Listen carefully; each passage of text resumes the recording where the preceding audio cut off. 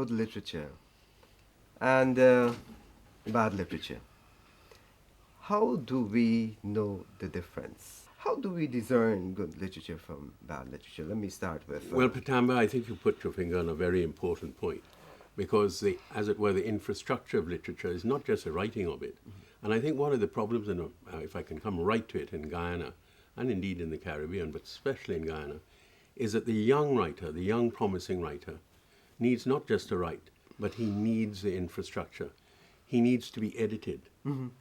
He needs to be published, of course, and he needs to be critiqued. He needs critics who will tell him where he's going wrong and where he's gone right. And I think this is where we do have a weakness in our literary infrastructure, Locally, if you like. yeah. I mean, publishing is a whole new thing, and I think we're getting nearer doing something about that. But when we get to the area of editing and literary criticism, I think there we have to do better and do more, because there's not really very much considerable literary criticism going on. I mean, I have an enormous admiration, for instance, for Al Crichton, who in his Sunday column produces some very, very fine pieces of literary criticism. Pieces, right. But, you know, is there much else? There's Brendan de Carys, who I think is possibly one of the finest literary critics in not only Guyanese but in West Indies. He has produced some wonderful criticism in the Caribbean Review of Books, but you don't see his work out down here much, and it hasn't been published in booklet form. So there seems to be a gap there. And then we get into the whole area of editing. I mean, I know there's the Arts Journal still, but Kike overall is no longer there, Kike is unfortunately. no longer there. So who is editing? Who is guiding the young writer? That is one of the big things. Let me stop there for a moment. Good question.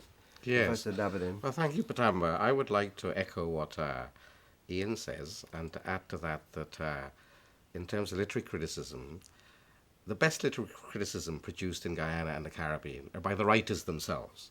So if you read Derek Walcott's What the Twilight Says, or you read Wilson Harris, you've got it in your hand, Tradition, the Writer and Society, you get a sense of what literature is at its depth and at its best. Now, if you ask me how do I personally judge a bad work of literature, I do a lot of poetry judging and national judging. I can tell a bad poem in 3 seconds. All right. Yeah, you just look. As soon as you see the cliche, you throw it away. You say cliche is the death of literature. By cliche, I mean a thoughtless, worn-out statement, writing something without thought and passion or a feeling for words. The rain fell in sheets, or the sun was hot. He mopped his brow. You have to do something more than mop. Something more unusual to startle the reader. Yes. So for me, cliche is the heart of bad literature. The second thing I have to say is, unfortunately, literature has been captured by sociologists. So we are now reading literature as sociology. We're looking for race, class, and gender issues. So if it's politically correct, it's good literature. Do you see what I mean? So we have to rescue literature back to a certain purity, away from the sociologists and the theorists and the philosophers of literature, to look at how a poem is constructed, the architecture of a poem. And we have to get back to ideas of art for art's sake, it seems to me. Yes, art for the beauty of it, for itself. But David has made such a good point then about if you're talking about good and bad writing. Couldn't agree with him more. If you spot a cliche anywhere, any writer who is writing, any young writer who is writing a poem or anything, should immediately, cliche writing is thoughtless writing. Thoughtless writing is bad writing. That's where the editor comes. Yeah. Well, exactly. A good editor will say, look, sorry, don't use these cliches. Think of something else. You have used it because it's an easy thing to do. And you're not challenging yourself. It's all part of the business of the young poet often thinking because he's found something that rhymes, it must be poetry. It's a whole cliche of what writing is. Good writing is really thoughtful writing, and therefore good writing generally means, nearly always means, an enormous amount of revision. Not the first draft that comes into your head. It's often the 20th draft, and that means that you've given a lot of thought to it. But you know, young writers, they feel, well, I've written the greatest poem ever written in their first effort almost. And so there's where you do need editing. Guidance. There are different And types. there are sometimes writers who write very bad stuff, but yet you can see something in them. They're trying. They're trying, and there's some good stuff. I always remember Arthur Seymour, who was one of the great editors, when we used to jointly edit Kike Overall. I used to be very harsh. We would get entries in, and I would say, Arthur, look at this. This is really terrible, you know. And he would take it and he would look at it for 5 minutes, and he would say, Ian, but don't you think on page 2 there's just a glimmer? Redemption. And you know, but that was good editing, because he was looking, especially, he didn't want to just dispose of people who were trying. He wanted to try and find what was encourage good that, and build on that. Yes. I should add to what Ian has said that the best writers, I don't mean us, but the best writers and the best critics are those who are also very well read and can contextualize their opinions in a broader scenario of literary history. The writers who were really fine great writers like Derek Walcott. I keep coming back to Derek Walcott. Walcott did an apprenticeship in writing by trying to copy the style and the lines and the length and the rhythm of other poets, so that it was like an apprenticeship, you know. So they were the masters, and he was the apprentice, learning how they wrote, so that eventually he can find his own voice. Which means by the time he was able to find his own voice and rhythm, he'd read an enormous amount of world literature. And so therefore, then a critic like Eddie Ball, the great Eddie Ball, would come along and contextualize Walcott in terms of literary traditions. So it's all about hard work, isn't it, really? And hard, thoughtful work, really. It really is. But I must say, I would very much like to see, in the Guyanese context, I think there's some very promising writers. Yes. But I think we do need more. We need more editing, and we need more criticism, good criticism. I mean, as I come back to Al, because I admire his work so much on his Sunday column, but you know, I wish there was more. I wish.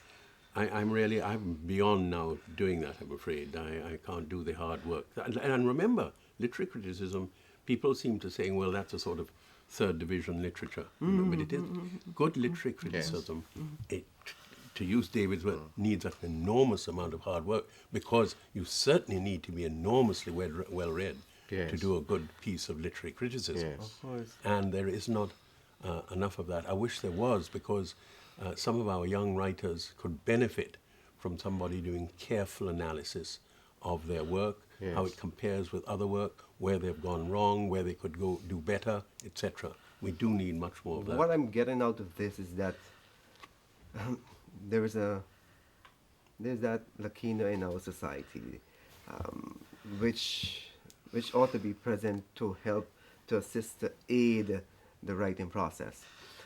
But how do we fill that gap? How do we Well, go about it? I might want to, because we can't all agree at the same time, as it makes for boring television. Let me disagree with Ian by saying Chatterton, the poet, the young poet who perished in his youth, the poet who perished in his youth, lived in a garret. You don't need structures necessarily to be a writer. All right. You can be dead. In fact, some people argue you have to be at the threshold of madness or great poverty before you can take your pen out and write. You can write out of desperation. People write in the midst of war. You can write anywhere. You don't need necessarily a literary structure. You need a literary structure afterwards, which may review your work and publish it and so on. But actually, the first thing is the primal urge to write. All you need is a piece of paper, a pen, and your imagination, and you just get on with it for the joy of writing. Later on, the structures really help. In my case, did they help? They didn't. You got a prize here and there in recognition and a free trip to Australia or Europe, but it didn't mean the writing would get better. It didn't mean the writing would get better, you know. So the structures were there to help me. It made my life comfortable. I can develop a nice pot belly, and I have money to jingle. I have coins that jingle in my pocket. But it didn't help me to become a better writer. What helped me to become better? Reading people like Ian, or reading Eddie Bohr, Derek Walcott, or T.S. Eliot. Just reading and then finding out how inadequate you are in the presence of these writers, and then thinking, well, look, I have to achieve. First of all, I have to do the work, because writers are intrinsically lazy as well. You're faced with that blank page. It's like, my God, it'll take me 3 hours to fill this up. So you prefer to go and get a beer instead, right? I mean, I hate to say it again, because David is right about agreeing all the time, but I do know what David is saying, and it immediately flashed into my mind the terrible example, if you like, of criticism being very bad for a writer. Because, I mean, you think of the famous case of John Keats, who was one of the greatest poets, I think, that ever lived. And he just wrote, as David said, it poured out of him. It was great poetry. And he had one of the most devastating pieces of criticism ever delivered, any collection of poems, which said virtually that why on earth is he even trying to write? So one of the great collections of poems in the English language. So I'm not saying that criticism, there can be some very bad criticism as well.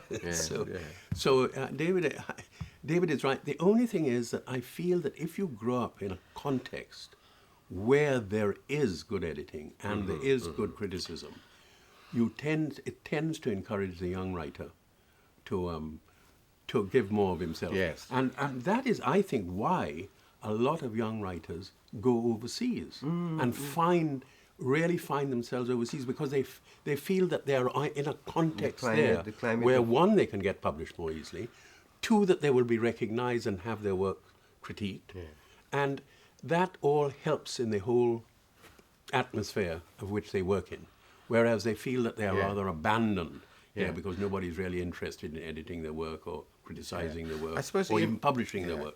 I suppose what I meant by what I just said was that sometimes I have met people in Guyana who use the absence of literary structures as an excuse for not writing.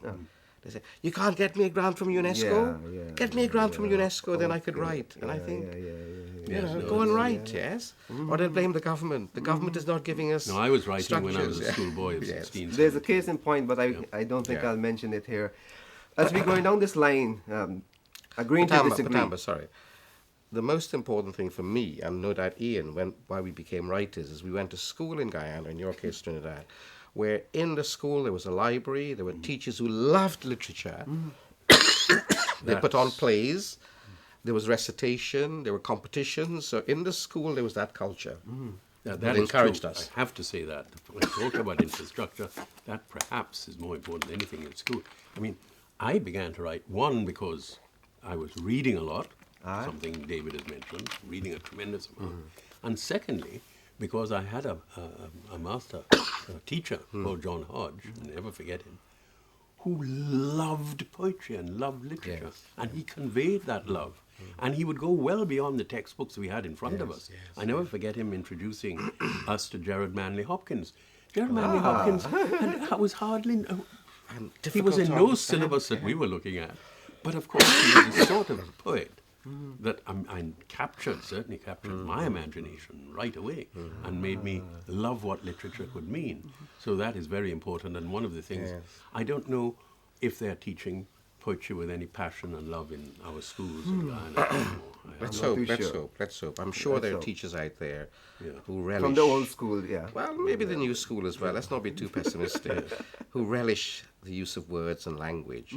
But, talking about Hopkins, the world is charged with the grandeur of God. I mean, imagine starting a poem with that line.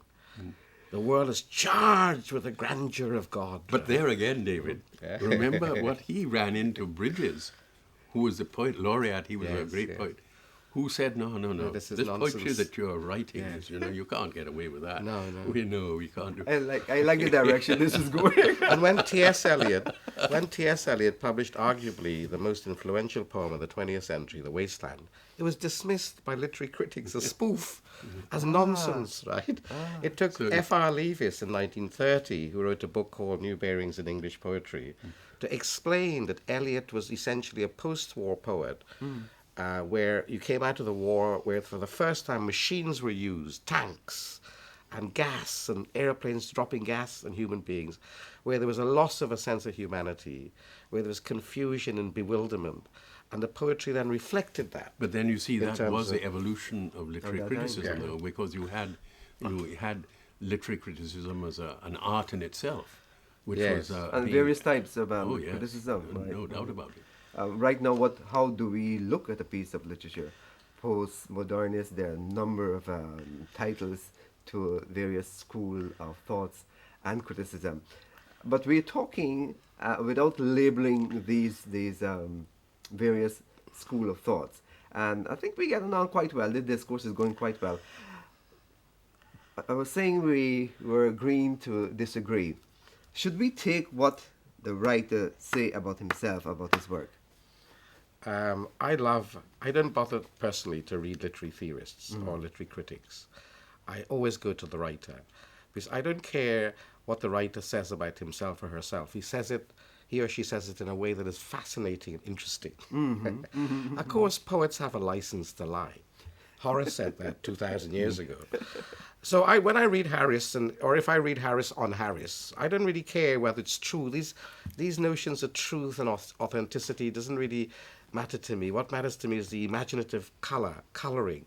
The work itself, The how you beauty, perceive- coming back to Eliot, Eliot described poetry as the direct, sensuous apprehension of thought. Isn't that amazing? The direct, that's the first important thing. It must be direct and primal. Direct, sensuous